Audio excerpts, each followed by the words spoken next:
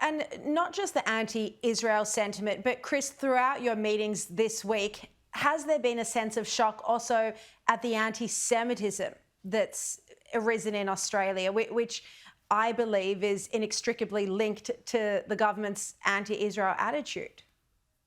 Yeah, you're right, and people do raise it with us. Probably not as much as they have done in the past, but it has been mentioned, what's going on in Australia? Why haven't your government and your authorities been stronger against anti-Semitism in Australia? What's behind it? Why are you seeing it? There's been those sorts of comments, but primarily there's so many people who have spoken to, government officials and other non-government agencies and citizens, have talked about what they call betrayal from Australia. And the history between Israel and Australia goes back to before this country was formed in 1948, of course, and it's been especially strong since then.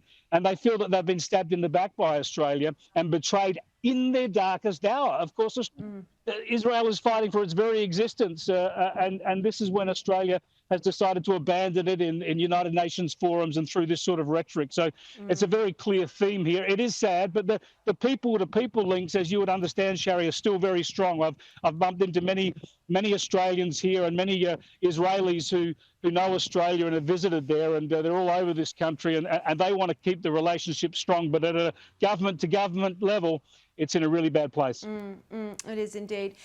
Chris, just here in Australia, the ABC issued a correction to their repetition of that inaccurate claim that 14,000 babies were at risk of starvation in Gaza in a 48-hour period. Now, the ABC only corrected this today. It's a full week after the BBC issued a correction.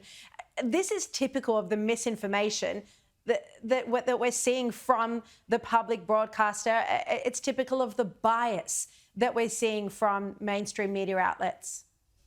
Yeah, this is disgraceful from the ABC, Sharri, absolutely disgraceful. This was a blatant lie. The moment it was uttered by the United Nations, you could see it was an utter lie. I corrected this on my program with some analysis of the facts a full week ago, yet the ABC ran with it and don't correct it till a week later. This is all of a pattern. The media reports that Israel kills 500 people in a hospital. It's a lie, but the retractions and corrections never get the coverage that the original allegations get. And in this case, the ABC and many other arms of the media around the world, it should be said, went with this claim that 14,000 babies would die in 48 hours. Now, a moment's thought, if you know anything about the situation and the numbers of people and aid and the medical situation, if you know anything about that, you know that whole idea sounds preposterous and implausible. Indeed. But when you drill into it and ask about it, of course, it referred that the only basis for it, the only slim basis for it,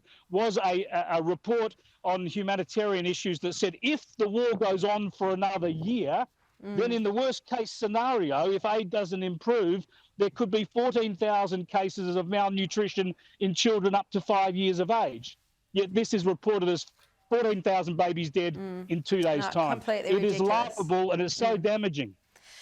Chris, love having you join us from Israel. Look forward to seeing you when you're back, and of course, stay safe. Good travels.